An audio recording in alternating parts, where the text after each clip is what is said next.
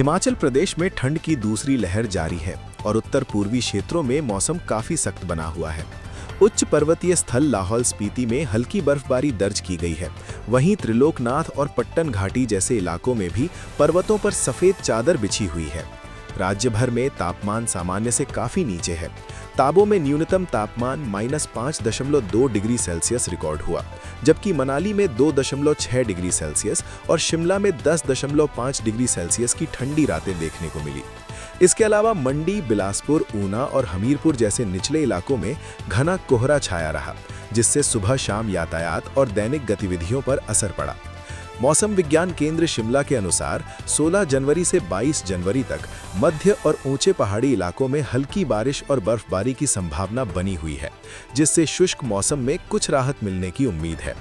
मौसम के इस अचानक बदलाव ने कृषि और रबी फसलों पर भी असर डाला है, क्योंकि जनवरी तक मिल रही इतनी बर्फबारी दुर्लभ है और इससे फसलों को नुकसान होने की आशंका जताई जा रही है। प्रशासन और स्थानीय लोगों को ठंड और मौसम की स्थिति के कारण अतिरिक्त सावधानी बरतने की सलाह दी गई है। हिमाचल प्रदेश में 331 ग्रामीण डाक सेवकों यानी ग्रामीण डाक सेवक के पदों पर भर्ती के लिए आधिकारिक अधिसूचना जारी कर दी गई है और इच्छुक उम्मीदवार आवेदन कर सकते हैं। इस भर्ती अभियान के तहत कुल 331 पदों में 137 सामान्य यानी अनारक्षित पद, 62 ओबीसी, 83 अनुसूचित जाति, 12 अनुसूचित जनजाति और 37 आर्थिक रूप से कमजोर वर्ग के लिए आरक्षित हैं। हिमाचल प्रदेश डाक निदेशालय ने इस भर्ती प्रक्रिया को पूरी तरह डिजिटल मोड में रखा है, ताकि सभी आवेदक आसानी से ऑनलाइन आवेदन कर सकें। आवेदन प्रक्रिया 10 फरवरी से शुरू होकर 3 मार्च 2026 तक चलेगी और 6 से 8 मार्च तक उम्मीदवारों को अपनी आवेदन में कोई संशोधन करने का भी अवसर मिलेगा। डाक विभाग के तहत ग्रामीण डाक सेवक यानी GDS, assistant branch post master यानी एबीपीएम और ब्रांच पोस्ट मास्टर यानी बीपीएम जैसी नियुक्तियां की जाएंगी। भर्ती से पहले योग्य उम्मीदवारों को दस्तावेज सत्यापन और लिस्टिंग की प्रक्रिया से गुजरना होगा। इस भर्ती के जरिए प्रदेश के ग्रामीण इलाकों में डाक सेवाओं के कार्यों को और अधिक प्रभावी तथा सुगम बनाने की दिशा में एक बड़ा कदम उठाया गया है, जिससे न सिर्फ बेरोजगार युवाओं को रोजगार मिलेगा, बल्कि ग्रामीण डाक नेटवर्क भी मजबूत होगा। कुल्लू जिले में सरकारी कर्मचारियों पर एक गंभीर हमला हुआ है, जब राजस्व विभाग की टीम सरकारी जमीन की निशानदेही करने गई थी। इस दौरान पटवारी और कानून गो पर अज्ञात हमलावरों ने हमला कर दिया, जिससे पटवारी गंभीर रूप से घायल हो गया। प्रशासन ने मामला दर्ज कर लिया है और घायल कर्मी को नजदीकी अस्पताल में भर्ती कराया गया है। ये घटना तब हुई जब सरकारी टीम अवैध कब्जों और निर्धारित सरकारी भूमि की सीमाओं का निर्धारण कर रही थी। स्थानीय लोगों के अनुसार ये इलाके में भूमि विवादों के कारण तनाव की वजह हो सकता है और पुलिस अब आरोपियों की पहचान और गिरफ्तारी के लिए जांच कर रही है। राजस्व अधिकारियों ने कहा कि ये हमला सरकारी काम में बाधा डालने की कोशिश है और ऐसे घटनाओं को बर्दाश्त नहीं किया जाएगा। मामले को पुरानी भूमि विवाद और अवैध कब्जों के खिलाफ सरकारी हिस्से की सख्त कार्रवाई से भी जोड़ा जा रहा है। जिला प्रशासन ने सुरक्षा बढ़ा दी है और जल्द से जल्द दोषियों को पकड़ने का आश्वासन दिया है। हिमाचल प्रदेश के चंबा जिले के एक गांव में भीषण आग लगने से पूरा मकान राख हो गया और स्थानीय अग्निशमन विभाग तथा पुलिस की टीम मौके पर पहुंचकर राहत और बचाव कार्य कर रही है। आग की तीव्रता इतनी अधिक थी कि मकान के अधिकांश हिस्से को जलाकर राख कर दिया गया, जिससे वहां के परिवार को भारी क्षति हुई। फायर ब्रिगेड और स्थानीय प्रशासन ने प्रभावित परिवारों को सुरक्षित स्थान पर पहुंचाया और आग फैलने के कारणों की जांच शुरू कर दी है। ये घटना ग्रामीण इलाकों में समय समय पर आग लगने के केस की एक और गंभीर ताज़ा मिसाल है और इससे स्थानीय निवासियों में सुरक्षा और अग्नि सावधानियों को लेकर जागरूकता बढ़ने की आवश्यकता पर जोर दिया जा रहा है। प्रशासन ने यह भी कहा है कि गृहस्थी में इस्तेमाल होने वाले सिलेंडरों और बिजली संयंत्रों की सुरक्षा जांचें करना जरूरी है, ताकि आग जैसी घटनाओं से बचा जा सके। इससे पहले भी प्रदेश के अन्य इलाकों में आग लगने के कई केस सामने आ चुके हैं, जहां नुकसान को कम करने के लिए विभाग ने एडवाइजरी जारी की है।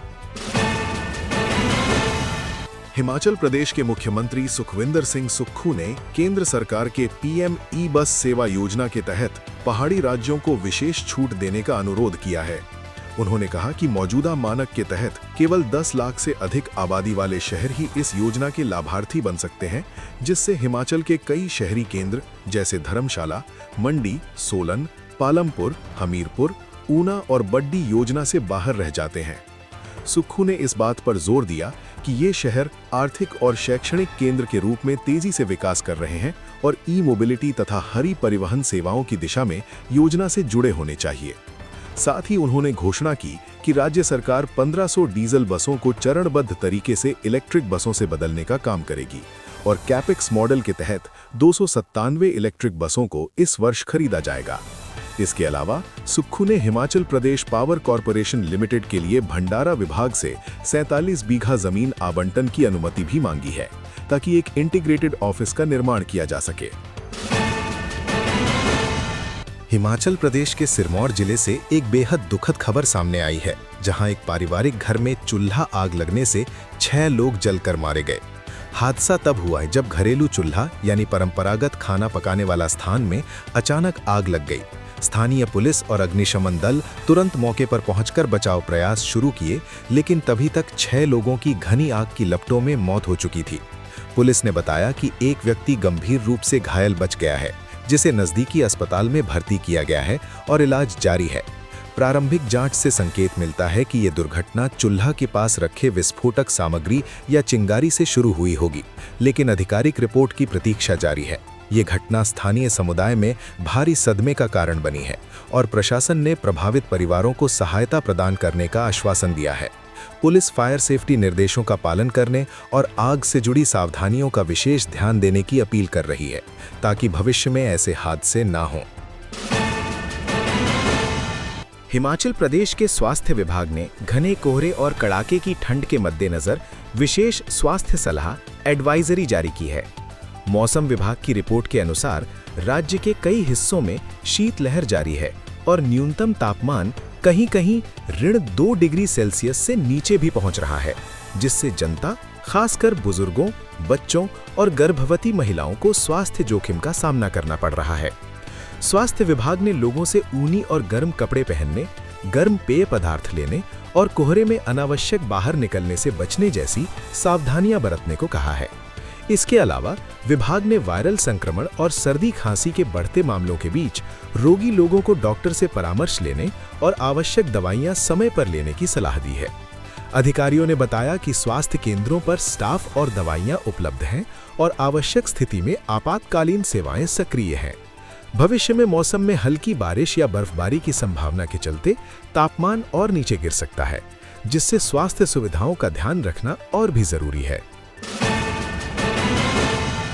हिमाचल प्रदेश के हमीरपुर से 2 मामले सामने आए हैं, जिसमें प्रशासन ने बिना लाइसेंस चल रहे रेस्टोरेंट पर 20,000 रुपए का जुर्माना लगाया है। पुलिस और पर्यटन विभाग की संयुक्त टीम ने जांच के दौरान पाया कि ये रेस्टोरेंट बिना आवश्यक व्यापारिक पंजीकरण और सुरक्षा मानकों का पालन किए संचालित हो रहा था। इस कार्रवाई को स्थानीय व्यापारों में नियमों का पालन सुनिश्चित करने की दिशा में महत्वपूर्ण कदम बताया जा रहा है। दूसरी ओर इसी शहर में हाल ही में हुई बस तोड़फोड़ वैंडलिज्म के एक मामले से जुड़े कुछ तारों को पुलिस ने आगे जोड़ा है और मामले की विस्तृत जांच जारी है। पुलिस सूत्रों के अनुसार कुछ संदिग्धों को हिरासत में लेकर उनसे पूछताछ की जा रही है, ताकि आरोपियों की पूरी भूमिका और उत्पत्ति का पता लगाया जा सके।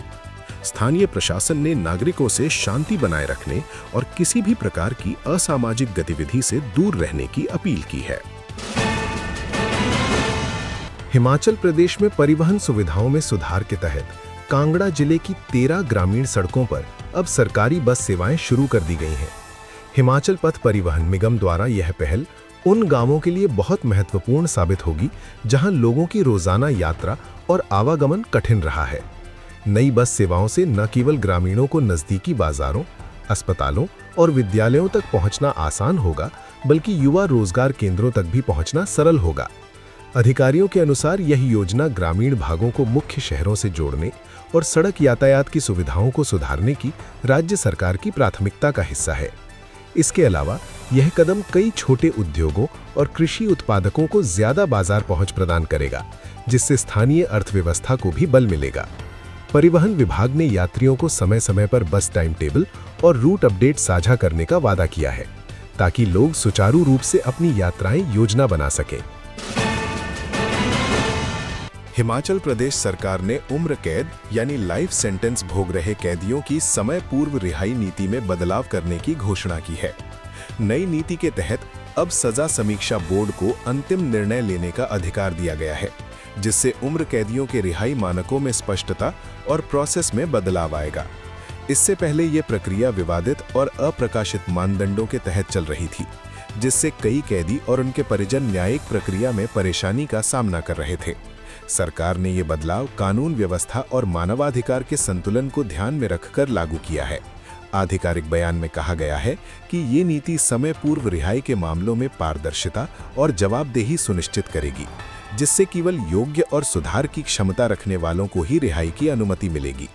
सजा समीक्षा बोर्ड अब शारीरिक, मानसिक, सामाजिक व्यवहार और रिहैबिलिटेशन रेटिंग्स का मूल्यांकन करके निर्णय लेगा। ये नीति विधायिका की समीक्षा के बाद लागू की जा रही है और प्रशासन का मानना है कि ये सुधार कानूनी प्रक्रिया को अधिक न्यायोचित और प्रभावी बनाएगा।